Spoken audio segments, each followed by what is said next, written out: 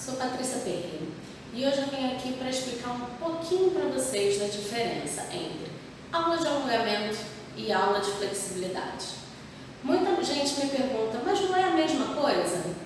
Tudo eu vou trabalhar a minha flexibilidade. Não é exatamente assim.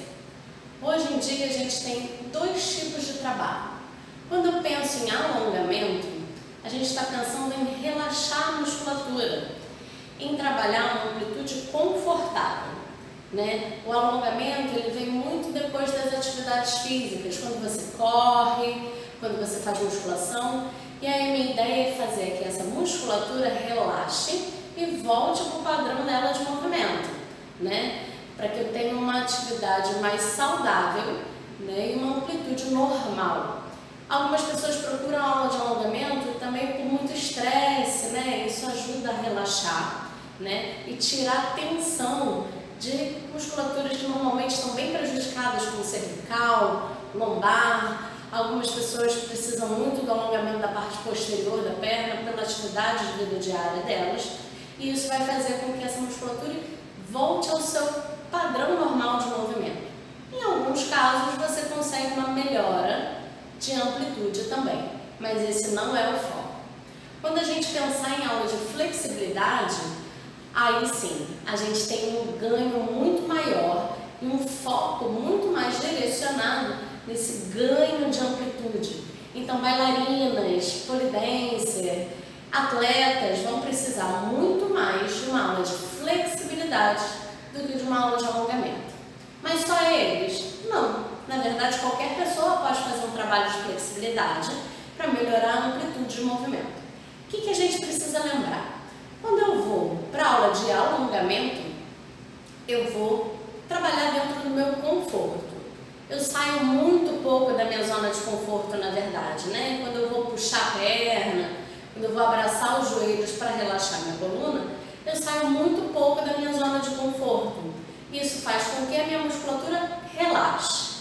Quando eu penso na aula de flexibilidade, aí a gente tem que sair muito da zona de conforto, né? Se eu pensar num padrão de dor, de incômodo, normalmente a aula de alongamento de 0 a 10, ela está ali no 5. Ele sai um pouquinho da zona de conforto, mas rapidamente eu consigo deixar minha cabeça viajar e pensar em outra coisa, né? Rapidamente eu esqueço daquele desconforto. Quando a gente vai para a aula de flexibilidade, o ideal é que a gente trabalhe numa intensidade de 7 a 9. Não precisa chegar lá no 10. O 10 é uma intensidade muito alta, né? E possivelmente até lesiva. Então eu preciso pensar que eu vou puxar, eu vou me alongar a ponto de eu não parar de perceber esse desconforto, né? Se ele for muito extenuante, alivia um pouquinho, né? Mas tendo sempre algum desconforto. Ele começou a ficar confortável, a gente puxa mais um pouquinho, né? Sempre lembrando que eu não posso ter dor a ponto de me lesionar. E isso é uma linha muito tênue, então a gente precisa ter muito cuidado nos trabalhos de flexibilidade. Mas é possível todo mundo fazer, né? E melhorar muito essa amplitude de movimento.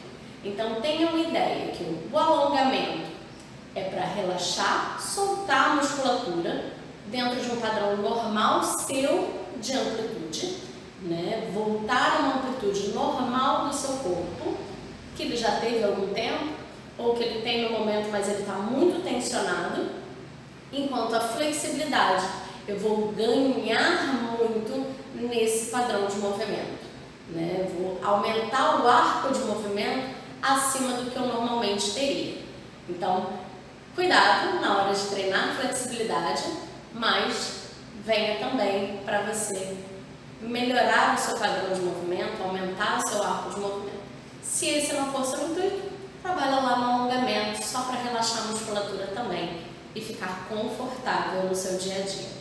Ok? Não deixem de alongar de forma alguma depois dos exercícios. E até uma próxima!